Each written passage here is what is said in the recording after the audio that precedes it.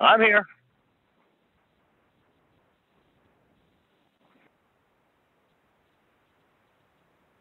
Yeah. No, we forgot to get that one from the senator, too, that we put up last time. Oh, well, I didn't tell you in time. That's my fault. Oh, okay, yeah. Anyhow, well, I said it was my fault, so. Anyhow, I'll shut up while you do the intro.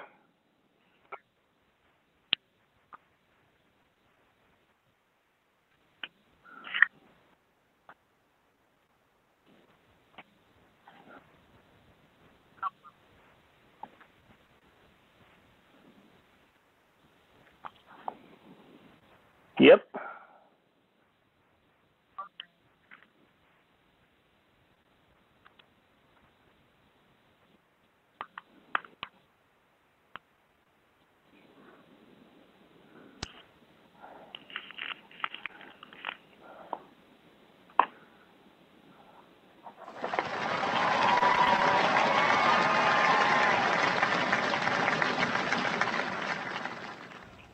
And now, we must turn to the issue of gun violence in America today, because the latest mass shootings in Aurora, Colorado, and Newtown, Connecticut leave us all, liberal and conservative, Republican and Democrat, appalled and disgusted at the carnage.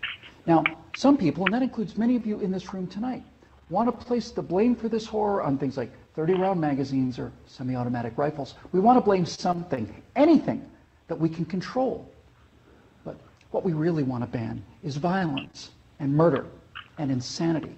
Now, we don't talk about that, though, because deep in our hearts, each of us knows that violence and murder and insanity are built into the human condition and likely always will be. You know, there are two kinds of animals in this world, predators and prey. No one watches a leopard chase down a gazelle and denies that the gazelle has a right to use its hooves and horns to protect itself from the predator. But there are people in this room tonight and all across the country who would deny that same right to self-defense to other human beings. Such people seem to think that the way to stop the leopard is to cut the horns off of the gazelle, that by somehow making it easier for the predator will simply go away. My friends, this is insane.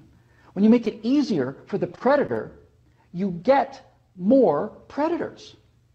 So let's start with the so-called assault weapons, more properly known as semi-automatic rifles. In 2011, the total firearm murders came to 8,583, according to the FBI. Now, during that time, the total murders committed by rifles, all rifles, not just semi-automatic rifles, were 323. That's 3% of all murders. Hammers and clubs kill half again as many people as rifles. Hands and feet murder twice as many. And knives kill 5 times more Americans than all rifles combined. Preventable medical errors kill about 98,000 people per year. Medical malpractice kills more than 12 times as many people as are murdered in the U.S. each year. That's more than 300 times the number killed by all rifles, not just the so-called assault rifles. And yet, no one talks about limits on hammers or knives or doctors or hospitals. No one does that because the good we perceive from hammers and knives and doctors far outweigh their perceived harm. And yet, studies show that firearms prevent anywhere from 800,000 to over 2 million violent crimes every year. The lowest estimate means that 100 times more violent crimes were prevented with firearms than the total murders committed with firearms. That's 100 times as many. Now, in October of 2007, Amanda Collins was walking to her car after a night class at the University of Nevada at Reno. Amanda had a concealed carry permit for her 9mm Glock that she carried for self-defense. Unfortunately for Amanda, UNR is, like most college campuses, a gun-free zone. So, like the law-abiding citizen that she is, she did not have her gun with her in this gun-free zone when she was attacked by James Bila. Bila raped her on the UNR campus less than 300 yards from the campus police office. He then walked away, and a few months later, this human predator went on to murder 19-year-old Breonna Dennison. Amanda Collins went on to say, quote, "I know, having been the first victim, that Breonna Dennison would still be alive had I been able to defend myself that night," unquote. Therefore, I am directing the virtual Attorney General to aggressively challenge any gun control laws that violate Amanda Collins' right not to be raped and Breonna Dennison's right not to be murdered.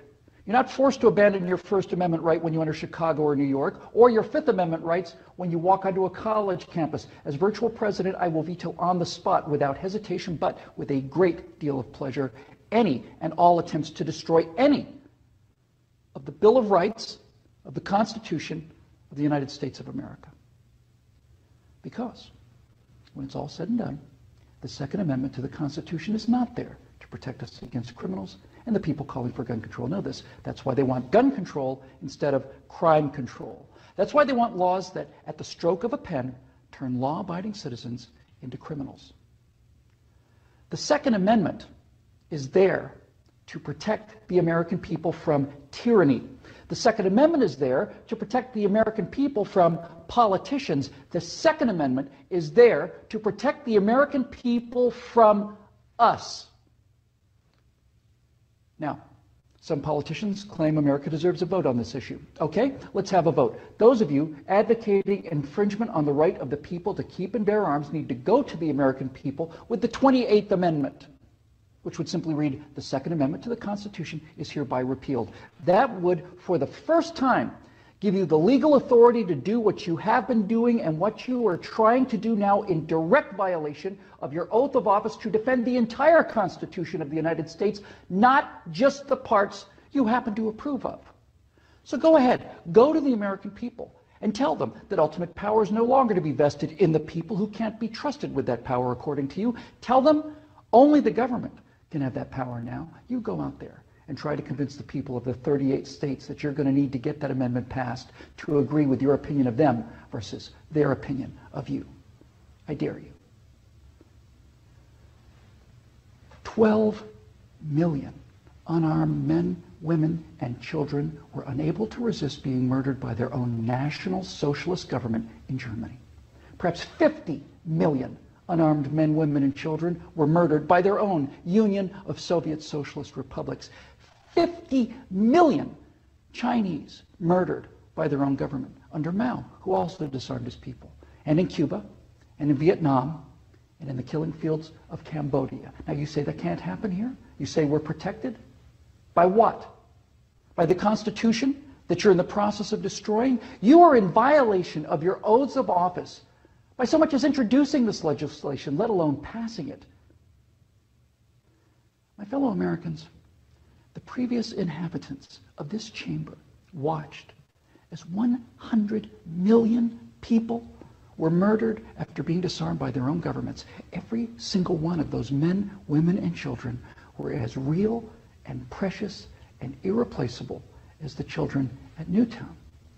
And I tell you here and now that I will be damned if I will let that happen to the American people.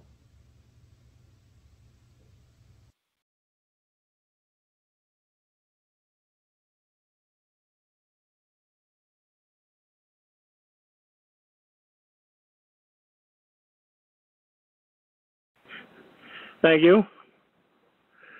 Well, finish what you were saying.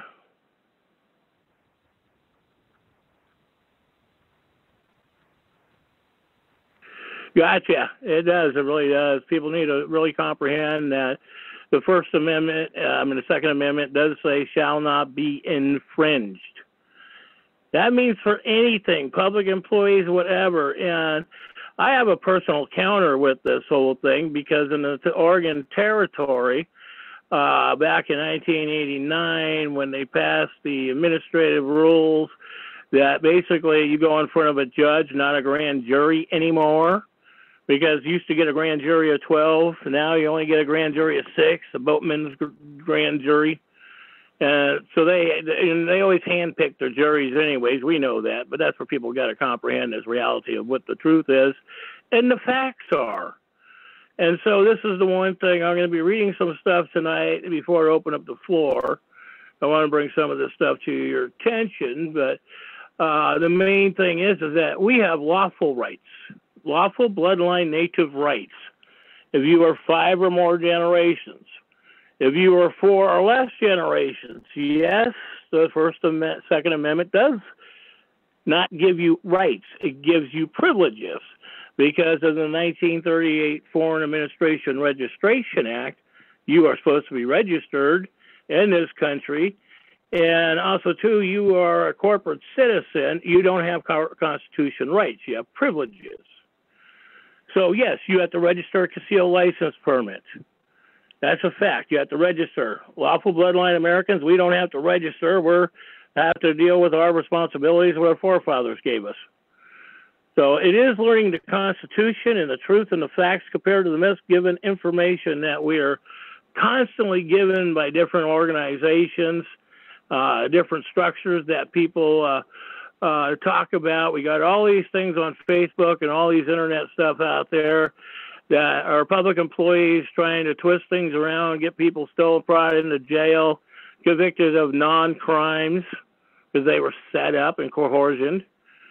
And that's the one thing that when you do write your affidavits, you have to put in the correct wording too.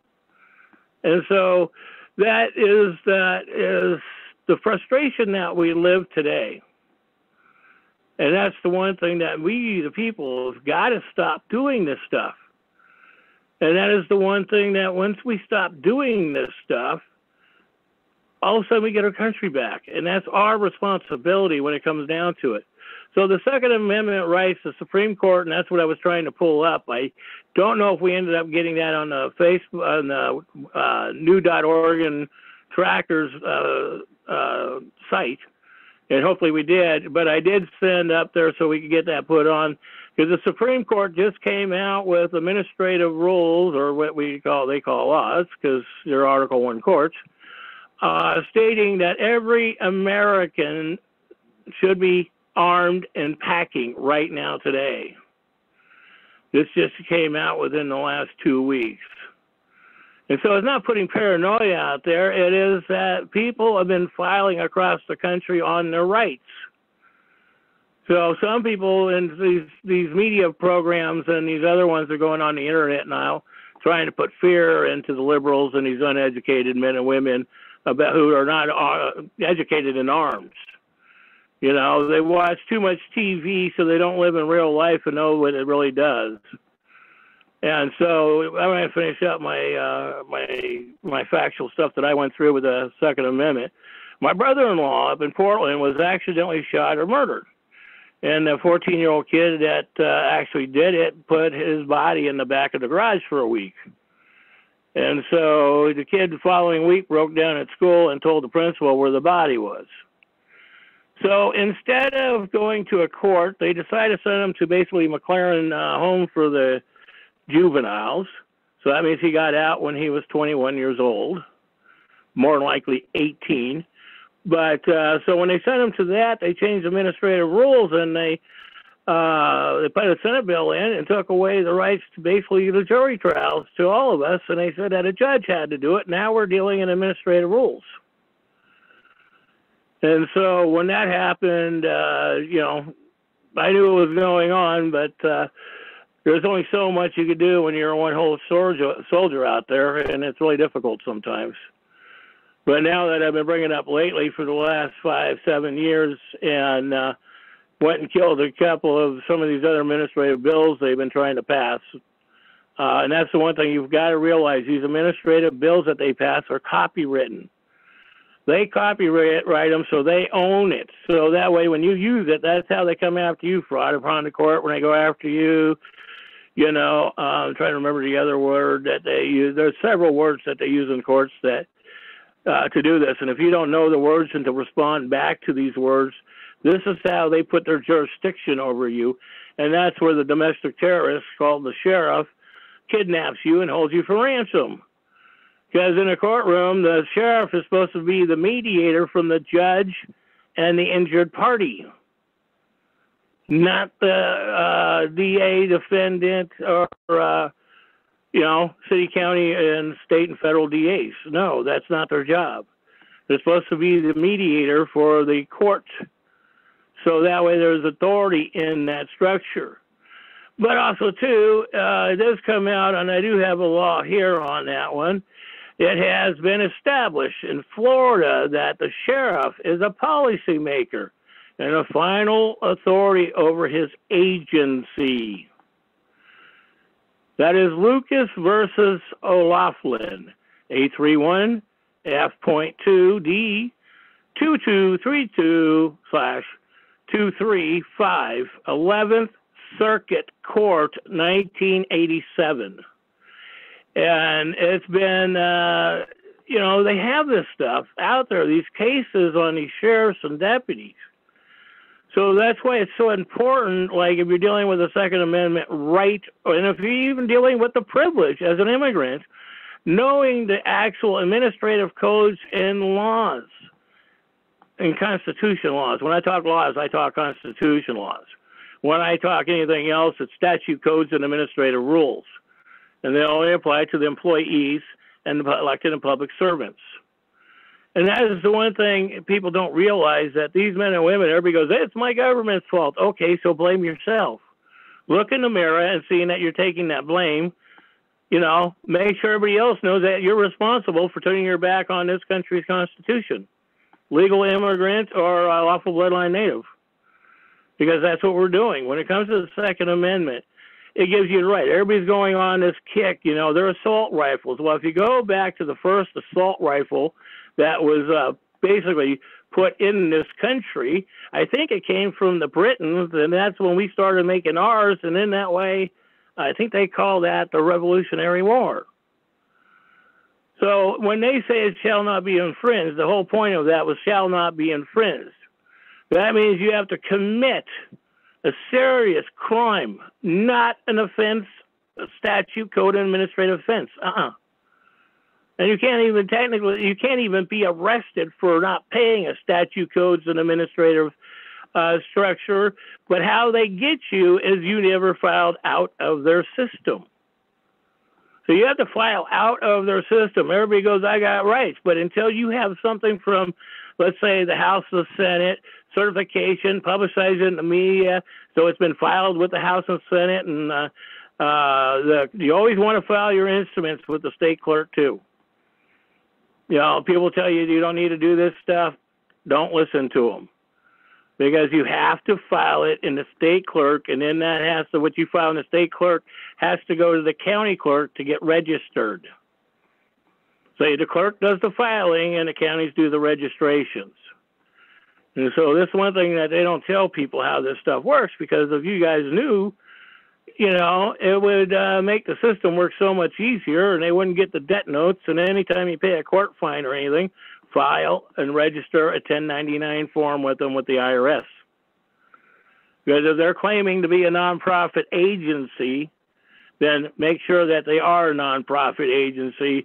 So that means their books are open at all times for recorded record. I've been trying to do that for some time, and I keep getting blocked. But if more and more people start doing this, we're going to know our financial structures of where the money is. Because remember, this money, the interest is like Oregon has over I think it's up to $9 billion in reserves right now. Oregon's trying to figure out a way to spend the money. That's why they're throwing, like, taxing the bridges and new gun taxes and all this crap they're playing on us. They're doing that and trying to drain out the $9 billion of your money. And that comes from the 1933 Banking Act, because we, the lawful bloodlines, are the owners of the bankruptcy that the bank went bankrupt to us. So the Second Amendment is going to end up protecting you and your children when they try to get more crazy here. And they're trying to do this. They're trying to start these little civil wars across our country because they want people just to go up in arms, but they didn't expect us to start going up and filing papers on them. And that's why some of these men and women have been arrested and being brought up. It's called a paper terrorism. But all these people are trying to file liens. And you can't sit there and send it to a certified public employee that you're filing a lien on them. You have to file it on them personally. You cannot file it on the corporation of their employer. You have to file it on the men and women themselves. Now, the only way you can file it on the corporation is you have to basically, serve the corporation. They don't respond, and then you have to basically send them a court letter to get it certified that authorizes you to serve them a lawsuit. It's learning the system of how the system works compared to the way we're taught to believe how it works. So once we start doing that, the system, we're already seeing the system change. People are standing up. It's a wonderful thing that it's being changed. But the process is on the Second Amendment. And the other point case is a good case. Let me bring it up here. Let me grab a quick page here. But the one thing is that, and I know the case, but I'm having a brain fart right now because I got 3 other things I wanted to get into, but I'll get to it in a second. Is the one thing that on your rights, not privileges. And like I did say, the Supreme Court just stated that you were supposed to start carrying your arms. And that does affect, and that goes by the Constitution. Because other men and women have been serving these men and women on the rights to travel, the rights to arms, and the states are coming up with all this because the Supreme Court, they're claiming that the federal government gave the states authority to regulate themselves without federal and state interference. That it's not true. The federal government, the British government, has a contract, and that is the government of the agencies. And so that is the one thing that when you do this stuff, you have to read and know what you are doing. Because, there's a lot of us that have done this stuff, but we don't want to, get putting our foot in the deal to a degree because you have to learn it before you can make these decisions. Because if you make choices, you're not responsible. You want decisions. You want to be liable. And that is the one thing that we want to make sure people are liable because we are supposed to be doing that. Now, the Supreme Court, this is one of the most interesting Supreme Court decisions based in 1900s. The court case is John Bad Elk versus the United States. And if you haven't heard of that case, John Bad Elk was a public servant, an officer, and another officer, because they were trying to blackmail him and basically execute him because he was doing the Constitution. This is the one thing that, and this was in South Dakota, they went after to arrest him, and so he ended up with a shootout with the other officers and killed him. And so the thing is that he still had his First Amendment rights, even as a public servant, to defend himself. And see, this is a system protecting you through their system. So this is John Bad Elk's case versus United States 177 U.S. 529, and this is 1900. So, and I bring these information with the numbers and all this stuff to you so you can research it because you need to read what it says. But see, the thing is that the arresting officer didn't even have a warrant with him. And back then, you couldn't get robo-stamp warrants. You couldn't get a warrant that was signed later because back then, at that time, they went by the letter of the Constitution law. So they couldn't issue a warrant without the actual injured party signing the affidavit. And that means a state general attorney, county commissioner, your attorney, lawyer for the state or the county representing the injured party cannot serve an affidavit, nor can a peace officer if he is, or a police terrorist officer. Depends if he goes by the Constitution or not. They can't write an affidavit on the injured party by administrative rule and law. So when they say they could do this stuff, no, we have that on new.org and trackers. Look it up. Do the research, flash through the pages. Our tech guy is doing a hell of a job up there. He's getting it so people can make it a little easier to walk through the structure. So that is a blissful thing that helps you and I out on it because I have to go back at times to reference things myself. And that is the beauty of having this, so that way we can reference these things and we know the court cases. So, and then when it comes to a lawyer, and then I want to get into it because I'll be bringing up information on how to get your Second Amendment rights back if you have lost that and you're even going to federal prison. So long as you've already done your time and you've done, what is that? If you read their administrative rules, it's not 3 years probation, it's 6 months probation. And once you haven't, if you followed all the structure by their administrative rules, you can file to get your arm rights back. But they can't take your arms unless you've done a horrendous armed robbery, attempted murder, major stuff like that. You know, theft is not a major crime that takes your arms away. And most thieves who do that don't, you know, they don't have survival rates very long anyways. So we know that.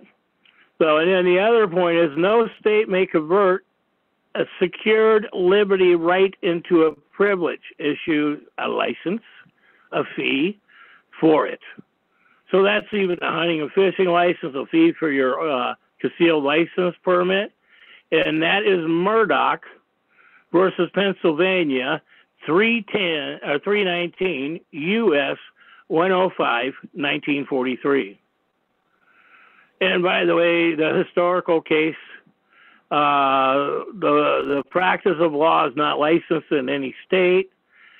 That is Schroer, S-C-H-W-A-R-E, versus Board of Examiners, and that is 353 U.S.238.239, and that decision was in 1957. So there is no such thing as a lawyer in any of these states at all. There's no such thing as a license or practicing law. And there is no license to practice law because anybody who knows the law can be a lawyer or an attorney. Of course, I wouldn't take a title of nobility myself at all. I wouldn't do that to me at all or to anybody else. But, you know, if you do want this, I have a lot of stuff on this one on lawyers. You know, a statute is not law. And, you know, we do have the codes are not law. And that was in ourself versus RHAYWN2D 21 or 261. And so, I mean, that's what I'm saying. We have a lot of this stuff up on the Facebook site. We have it on the Facebook sites of the United States for America Republic, Elected and Public Servants Oversights, Recall Kate Brown. We have the new Oregon Trackers on Facebook, as well as Civil Rights, Civil War, 1866, Lawful Bloodline Americans. So, and that's the point where it's knowing the 14th Amendment, realizing we'll get that one down the road, and getting that. Now, municipalities, liability, all government officials may be sued in her or his official capacity under 1983. And of course, I do have federal laws and administrative laws that go back further than that you can sue them for them violating your oath. I mean, their oath of office by kidnapping you and holding you for ransom, including taking your firearm. If they do take your firearm, that's theft, and that can be a federal crime.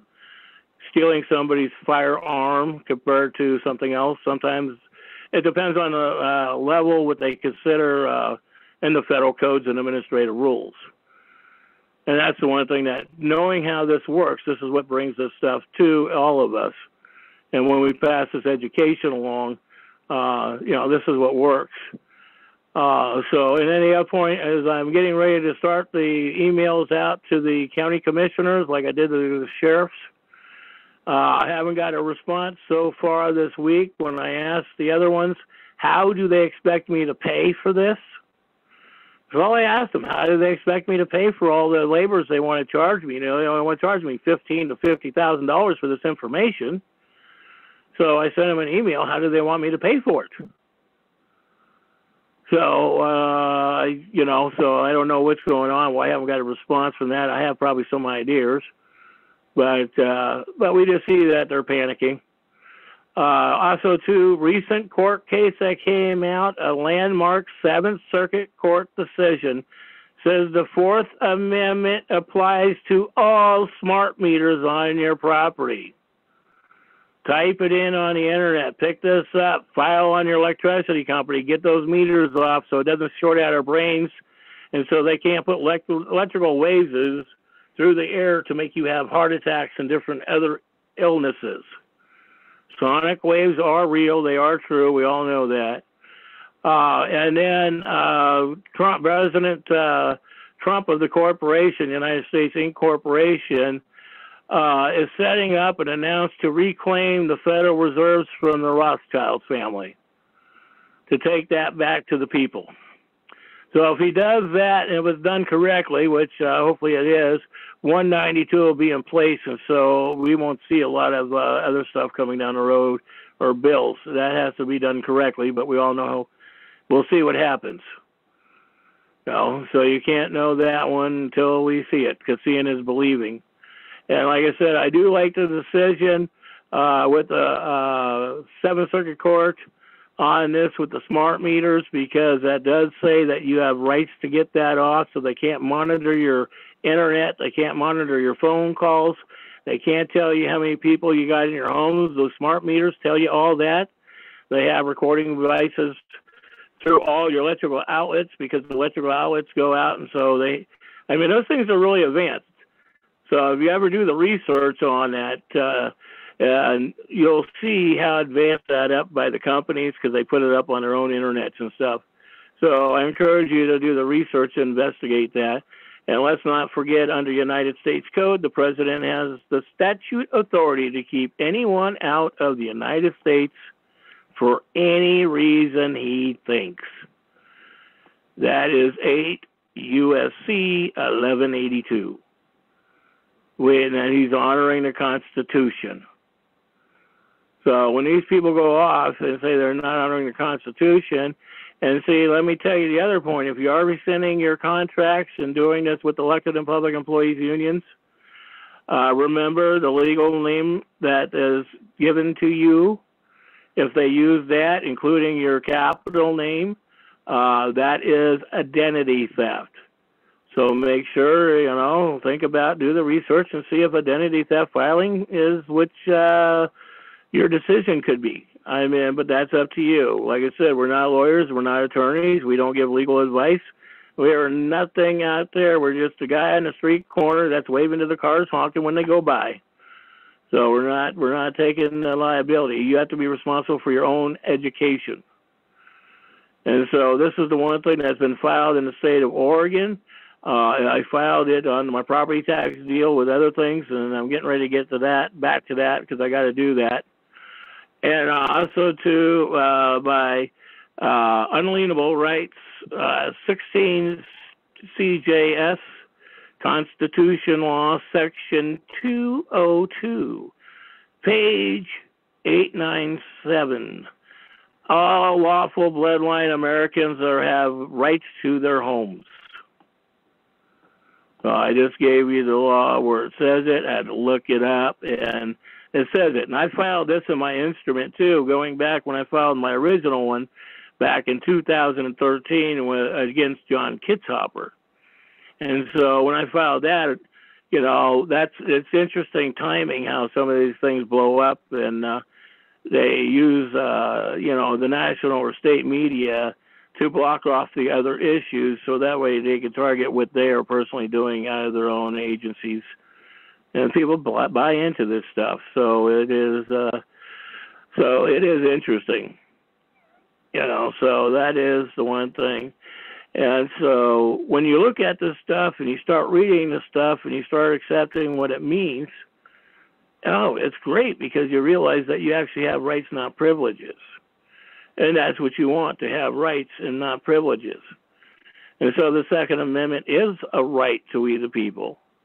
It's like, the thing is, we've even got the laws up there too, that even says if you're lawful bloodline native, Indian, or not, because not all natives were Indians that were here, but they were living just along with the Indians. They didn't fight them. It just depends on where the fight was going.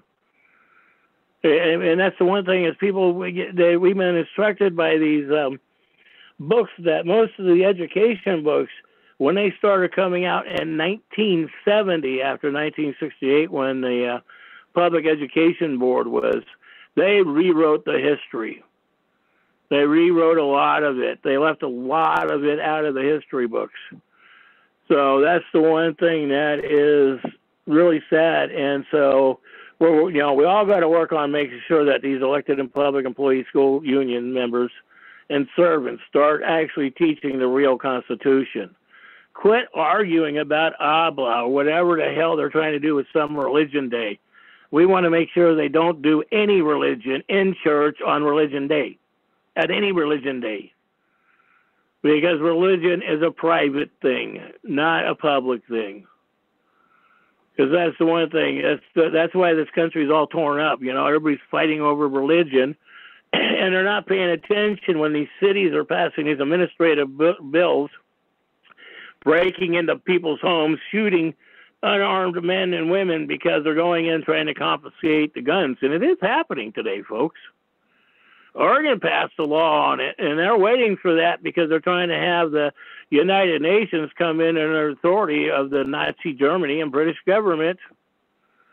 Look at United Nations. Remember, they are not Americans. Those from the British government and Nazi Germany who formed it right after World War II. And so you got to step out and really think about how interesting that is. Because right after World War II, those two got together and everybody said how they were fighting and, passing bankruptcy notes and everything back and forth. And next thing you know, those two formed the United Nations when they tried to do the League of Nations.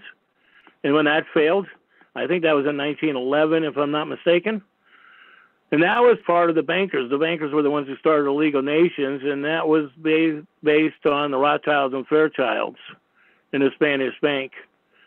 The British and Spaniards were trying to control the country, and they're doing that today because the national debt is what the British government owes we the people. But the national debt, they keep telling you go debt, and so when you get credit cards and you go in debt and don't pay it, that's the national debt. And that's where even some Americans are bankrupting the country and not even realizing they're doing that to their own selves. And they wonder why taxes go up and they have less money. They're taking it one way or the other. Remember, state and federal income tax is voluntary. That's federal law. Read the IRS code. We do have that up. And so that is the thing of looking at the tax page that we have up there. We have the major court cases that says it's voluntary to you. So, and that is the one thing that once you comprehend that these administrative rules are administrative rules that apply to elected and public servants, registered church members, and registered voters in all immigration.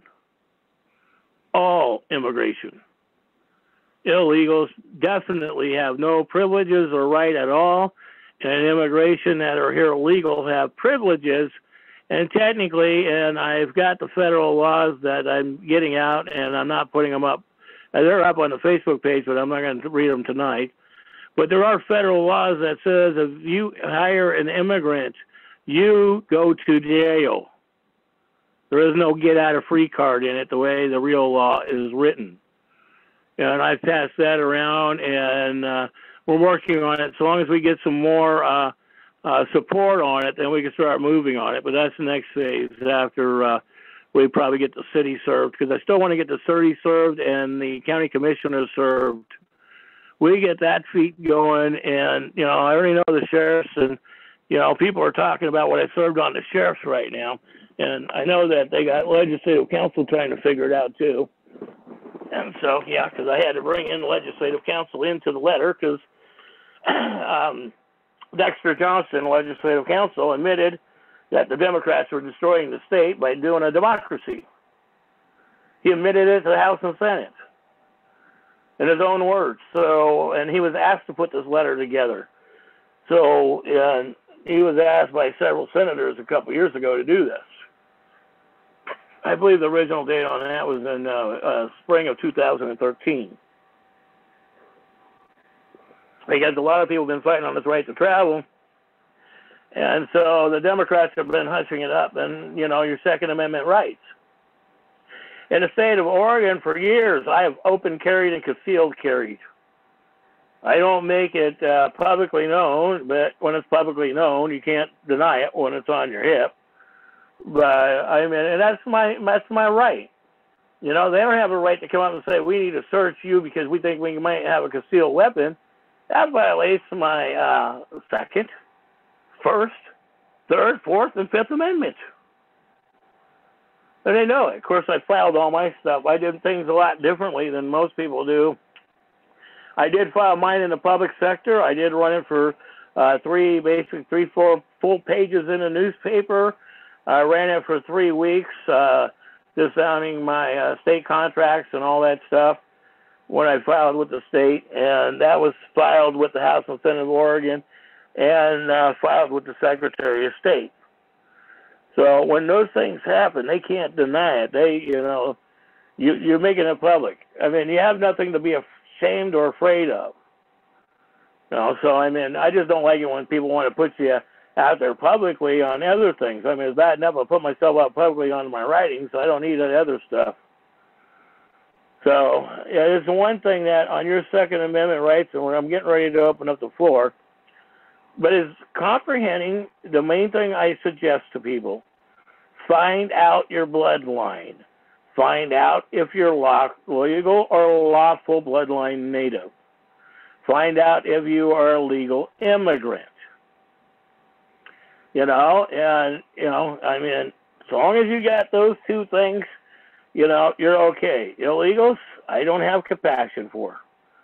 I don't care what the deal is. We all have lived it in our country, and our forefathers died for our freedom. They didn't die for you to come over and have freedom. You have to go through the channels. We have to protect our constitutional bloodline to protect the Constitution, because if the bloodline doesn't stand, there's no Constitution, folks. And you got to get that one. And people say, get rid of the Constitution. We need to change it, do amendments to it. We need to vote it out. Oh, the other point that I love when these people say the Constitution is outdated, so the Second Amendment is outdated. How many people that remember even in recent years that other countries, when they did all this stuff and disarmed their citizens, Africa in just recent years, how many people are getting murdered on the streets because they're not armed? And if we don't sit there and start teaching responsibility, not only to our children, our brothers, sisters, and cousins, nieces, whatever, and start teaching the next generation, and then we're going to be no different than other cities that we're living right now, basically under Nazism. We are. Police are shooting on people on the street. You have public peace officers who are honoring their oath of servitude, but they're caught in the middle because you're not supporting them in these local elections. If you're a registered slave voter, and when you're not protecting these men and women that are protecting your rights and you're voting for these things, we need to raise library taxes. Folks, what the hell? Why are you voting on this crap anyways? Where the hell is the money they're pocketing? I mean, I've recalled government bodies in Lincoln County. I proved they embezzled money. Proved it. Had the state attorney general and the county commissioners and everybody attack me and try to put me in jail, and that backfired. It's like you have to know your grounds and your standings. So if you don't know your grounds and standings, that's the other issue. Learn it. Because without a Second Amendment and protecting our families, somebody comes in your home, you have a right to defend your family and your home, your assets. Simple, end of story. And if we start comprehending this and we start getting people well educated, because if you see something going down the street, and I've done that where, I've seen assaults happen, and I pull over and they tell me to get out involved, and so, I did what I did, and it diffused the problem 99.9% of the time. So, I mean, that is the one thing that how to protect your family, how to protect your neighbors, how to protect somebody that, is being taken advantage by somebody that's trying to cause them harm. But all these accounts, you have to realize that you are liable. You are responsible for your actions, your writings, what you do. You have to take liability and responsibility very seriously. If you don't, That's why these kangaroo courts that are here, these black robe judges, you know, what they call the black priest. Read your Bible. Read what it says about the black robe priest. Look who the black robe priests are. It's in your Bible. But everybody wants to interpret the Bible. That's why I gave up on that book a long time ago. I don't even waste my time even trying to read the damn thing anymore. They already know what, you know, I mean, it's like being realistic with yourself. It's being responsible and taking liability for yourself. You know, it's like when I always love it when people say, well, drugs and alcohol did it to me. Bullshit. You did it to yourself because there's no such thing as a drug addict or an alcoholic. It's mind control. It's psychological mind control. It's a wham-wham excuse. And I don't buy it. I mean, you know, in my profession, I grew up around it. And trust me, I dealt with a lot of people that went through some rough times too. And no, drugs and alcohol is not an excuse. I don't give a damn what you think.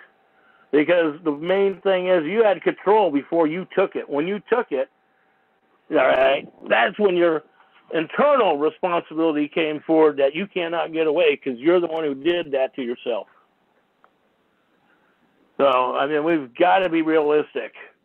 You know, if we could go back to the old ways, the administrative or laws were done, where if you harm somebody, because back then we didn't have money and stuff, that you had to pick up the labor for the family member that you harmed. You had to pay for the property damage that you caused. And the courts never got the money. And it's an interesting thing because if you go into court and you go into court, pay them with, and if you get any fines or stuff over $350, give them $350 in gold coins, $351. Watch what happens to your case. You know, go in with 30 silver pieces and put it on. Remember, 20 silver pieces over is federal, not local. This is how simple it is once you start putting all these things together to protect your Second Amendment rights, and most of all, your First Amendment rights.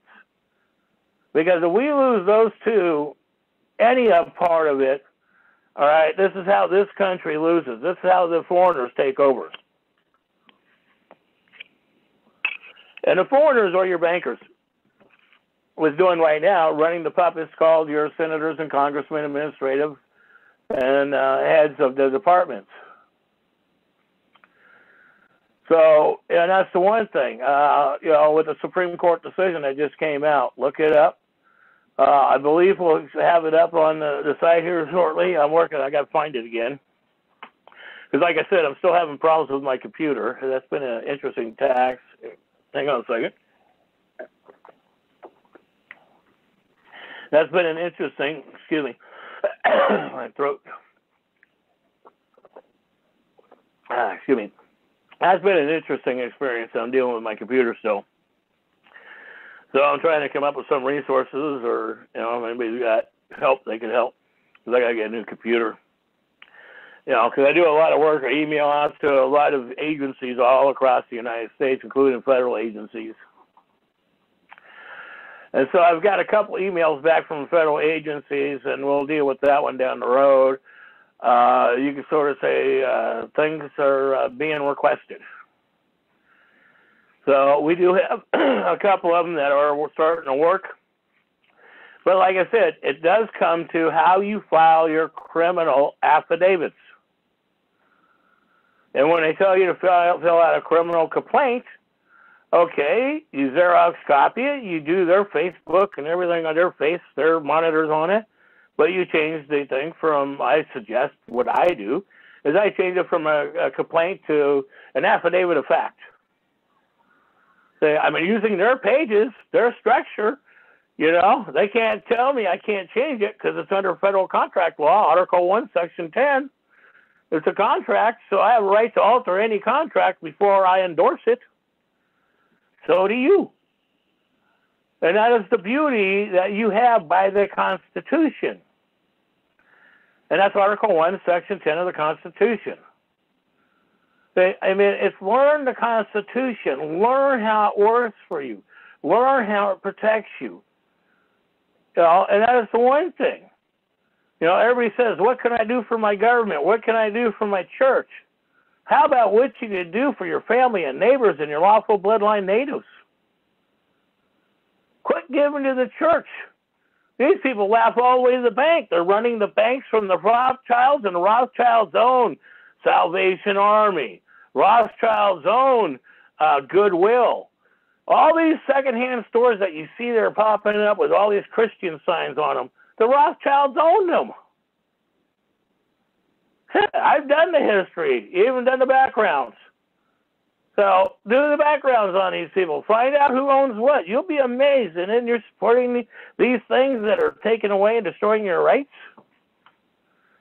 Because remember, in Christianity, oh my God, you're supposed to pray, not defend yourself. These problems that come to your door from these domestic terrorists, you know, you have to learn how to do it. You have to say, no, where's the warrant? Oh, that's stamped. That's not a warrant. That's an impersonation of fraud upon the court. A warrant has to be signed with ink, and if they have a lawful warrant, it has to be delivered to you with wet ink. It cannot be Xerox copied. It cannot even have robo-stamps on it. And we have the laws on that, the administrative rules on that. See, they don't want you to know this stuff, because if you know that, see, they can't even take your photographs and fingerprints until after you've been convicted by a jury trial. That's the law. And so they go in and filter us through, and they're getting all their blood prints and all this stuff. So, and they're even taking blood nowadays, or swab samples. So they go on to DNA and find out who's lawful and legal. And I figured this out when I was writing security plans back in the late 70s, and Mayfair. That light went off in my head in '87 when I went through some things that I personally went through. And so what they're doing on that is that they're setting up so they know the bloodlines of this country.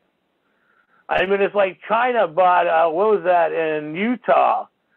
What was it, 300,000 acres, and it's called New Little China. See, and these people don't have a right to purchase anything in our land. The Constitution gives them no rights. But democracy, as long as these people are able to sell out, you know, McCain is one. Well, that's finally coming out, and everybody's trying to play his death off like he was some hero. I mean, now the Marines and other people that knew him back then are now starting to speak out. It's a shame they didn't speak out when he was running for office about his real position in the military and stuff. So that's what I said. It's always about research and checking what the law is, Constitution law, versus statute codes and administrative rules. If you don't need to know, if you need to know, if you're building on your property and you own it, not still leasing that by a bank, but when you own it, you don't need permits and all that stuff. Say, when the bank still owns your stuff, you still have to go through administrative rules because you signed that contract unless you altered that contract to change that in the contract, in the bank mortgage contract. You have to change on the mortgage contract if you get a mortgage that when your mortgage is paid off, that they have to give you a tax-free certificate that you're not obligated to pay property taxes. So a lot of this stuff is out there, but it comes down to reading the administrative rules. And when you read the administrative rules, you start going, wait a minute, how they're getting away with this, that, and the other thing if this is the law? Their law. They wrote it, we quote it. But the reason why they're getting away is because they know that 95% of you don't know it. So they just rake in the income. So they know you're gonna sell your assets, your home, or whatever else, so they got a paycheck. Because they've already convinced you, you're obligated to pay me. No, we're not obligated to pay them. And where's all the interest and dividends of all these agencies, like ATF? I mean, you know, when you buy a firearm license, you know, you register your gun with the state, and ATF gets a chunk of that money, too. So where's all the money that all these people are registering their guns? Where's all that money that's being siphoned to? The state police are siphoning it to their own pocketbook. Then they pass off to other state agencies a chunk. Because see, that money that they do, they can write off a reasonable corporate administration costs, and that the rest of that is supposed to go to us, the lawful bloodline natives. I mean, it's in the tax code too. If you read the tax code and stuff, it's amazing when you sit down and read this stuff and you start going, "Wait a minute." And so, anyhow, I'm going to get ready to open up the floor here. Pass it off to open it up so we can get dialogue going. And look at this. And like the one movie we do recommend is Interstate 60. It does explain the court systems and how they do their stuff. It is a comedy. I was shocked when the first time I had an associate that sent that to me in an email and says, this is a while back ago. And when I watched it, that just changed everything. I did try to get hold of the producer and the editor of the owner of the editing of the company of it and the writer, so we could have permission to do that. So otherwise, if we had written permission, we would have had it on the website for up there. But under that circumstances, I have to listen to the producer. So Interstate 60, please take the time to watch it. I do recommend watching it twice, because when you watch it twice, all of a sudden you pick up the things the first time you got, but when you watch it twice, now you pick it up the second time and you put the one and one together. Now you got the three that you need. So anyhow, why don't we go ahead and open up the floor?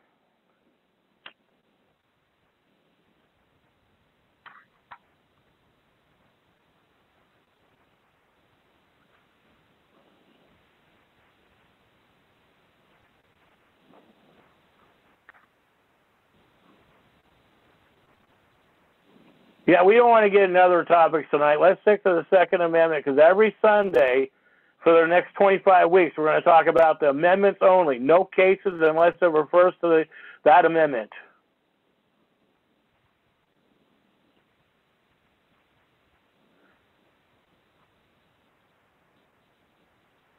Yeah, because if you talk over him, he will cut you off.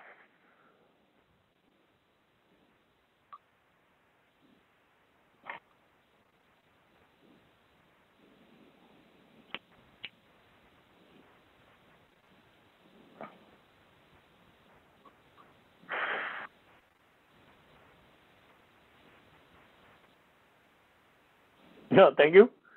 Do anybody like to bring up something on the... All participants are unmuted. I would. This is... Go ahead. The floor is yours. Well, I listened very intently to all of this, Ed. And I'm just fascinated, flabbergasted, just dumbfounded how complicated it all is, how much they're not telling us, how dumbed down they've kept us all for all of this. And all this really great real stuff is coming out finally after a very long time. And it's overwhelming for us little lay people to learn all this in a short amount of time to help ourselves.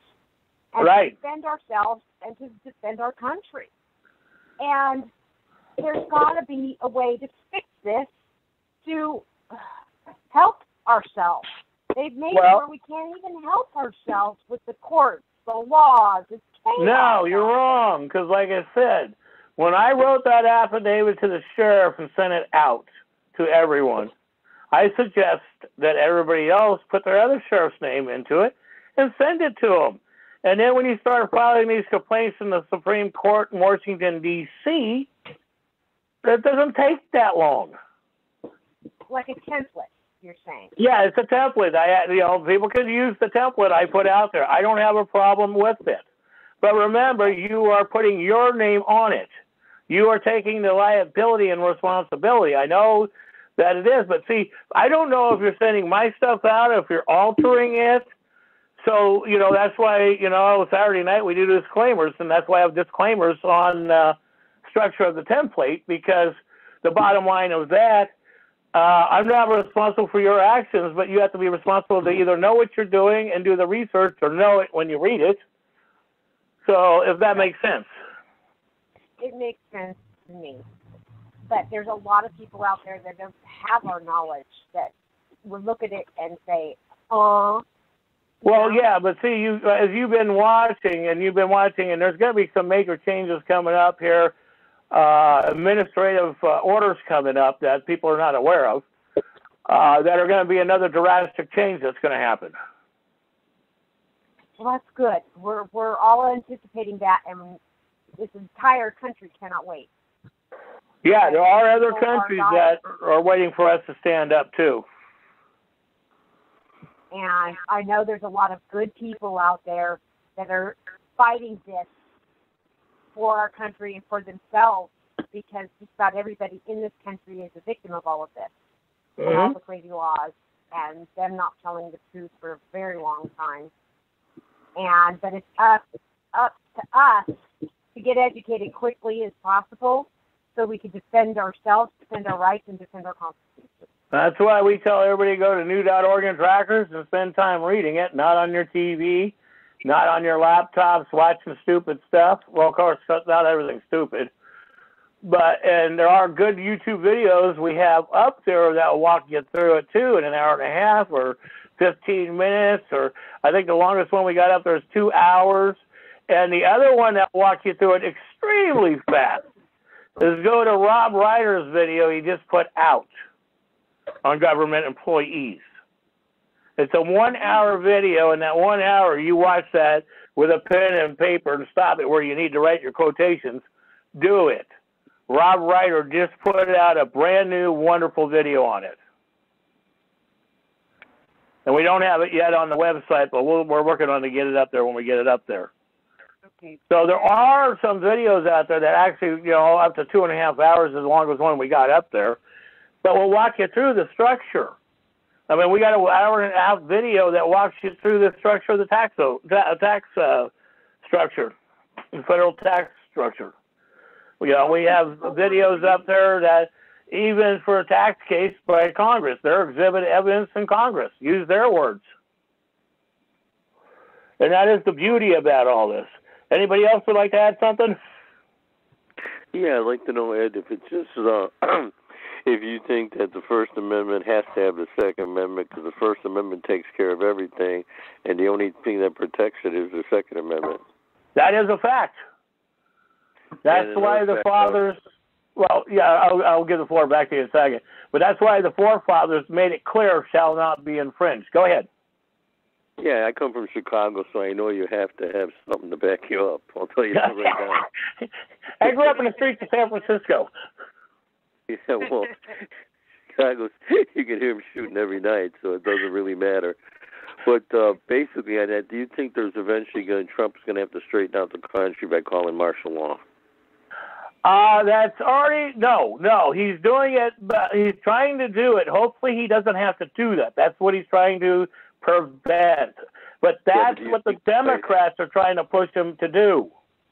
Well, do you think he might have to do that to keep us in justice here? Because you got to protect the Oh, no, if he does what he's doing right now and the measures that he's going, so long as that everybody keeps the filing and the pressure's going, it's going to change within, if that makes sense. And that's what he's trying to force to happen, to change within. We're going to see some administrative changes come up in the Supreme Court coming up pretty soon.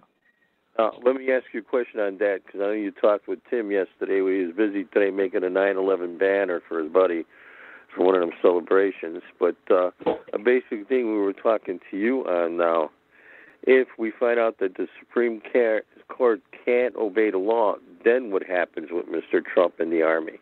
Oh, the Army has to go in and arrest the Supreme Court and put him on tribunal for hanging. Now, what me, you, and Tim were talking about yesterday is we have them at a position now that we'll see if they're right. Ed, are you there? Ed?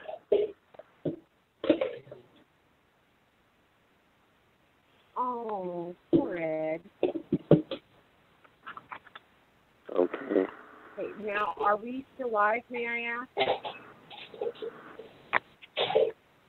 Good.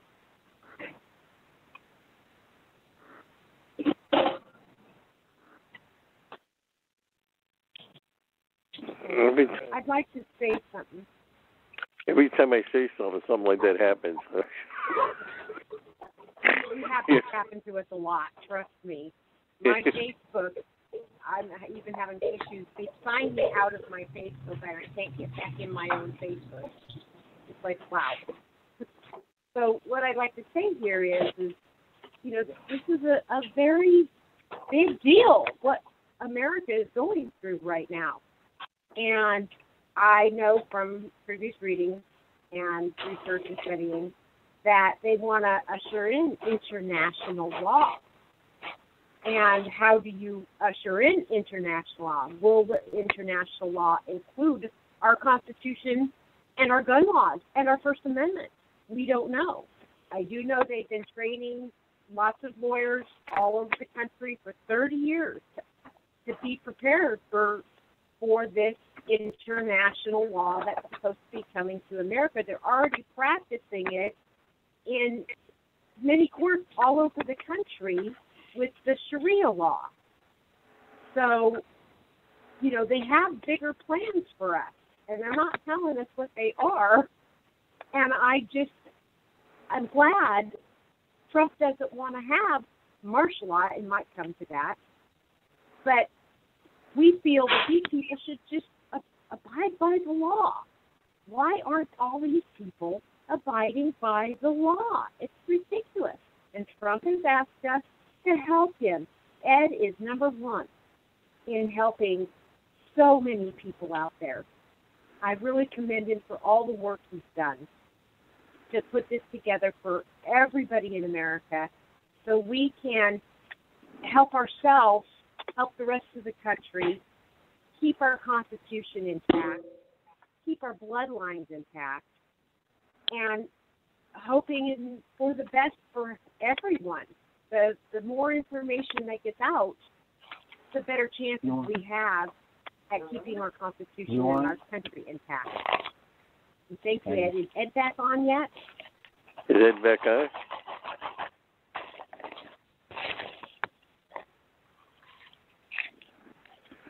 Well, you know what I was saying, Goldie, is when our case goes before the Supreme Court, we'll find out if they're real or not. Because if our First Amendment and our Constitution are in jeopardy at this time, if we lose our First Amendment, what's it going to do to our Second Amendment? What's it going to do to our gun rights? Will they stay intact? You don't have any amendments after the First Amendment going. If that's gone, it's all gone. Oh, dear. You got to get to the end. You got to go straight to the point, to the heart of the matter. I don't believe in playing around. Well, we're not playing around anymore, and thanks to Ed. I'm saying, you know, helping us and guiding us through. Because we got enough right now. We got enough to prove what we have, and there's no law that can go against us. It took a while to do that, but we had to get everybody involved. So basically, here we go.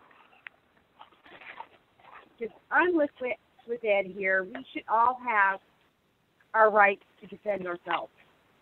Okay? Let's just me and you talking now, right? Yeah, that's me. That's my opinion. Yeah, well, I understand what you're saying. But we can't wait that long. No. You ain't got the time. You only have certain leaders at certain times. It will take years. Certain people that'll do the acts when they have to do them. See, you have a bunch of sheep, and I've heard a lot of people say you can run this country with 2 million people because the rest fall right in line. They don't look in the mirror. They don't see what's happening. Well, they put in this political patronage power, political power. Well, you can break that at any time. There are you can break that at any time by just stopping it, just turning on it. It's just like the FBI guys at the bottom. If they don't want to do what's wrong, they know what's right, they take it out to the country, they can stop the people at the top. And I bet there are a lot of FBI and a lot of DOJ that don't know what Ed knows. I bet there's a lot of them that were never taught this, trained with this. They were probably told completely different things like they are in law school, because the law they teach in law school is different than the law they, tell us. And our country should come first to these people, and it's not. It's amazing that they want this for-profit system so they can steal as much as possible from us and take as much as possible from us, including our life, including down to our last breath, by inserting chaos and terror into our country to keep our brains in fear, you know, so we can not fight for ourselves. And there were certain things Ed was right about. Is I believe in just a judge, not a jury, because they fixed the juries. And not only that, when you have a jury, they can always be overturned by the judge. The money could be cut down, everything can't be. When you have that contract with a judge and the Supreme Court, they can't play with it. See, that's where we have them now. And think of all those prisoners that they're using in their for-profit system, whose legal rights have been violated so many times here, there, and everywhere, just for defending themselves. We read it in the news every day. You know, a burglar comes in and man shoots the burglar for defending himself, and then they charge the man for defending his house. And the laws, it made the laws so chaos in every state, instead of all the same laws for everybody, that there is no true law to follow except the Constitution law. We have to stick to our Constitution law. That's all there is to it. We'll see Ed where back you're yet?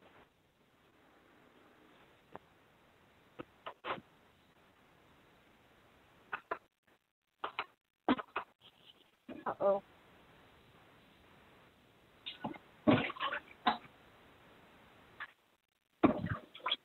All participants are muted.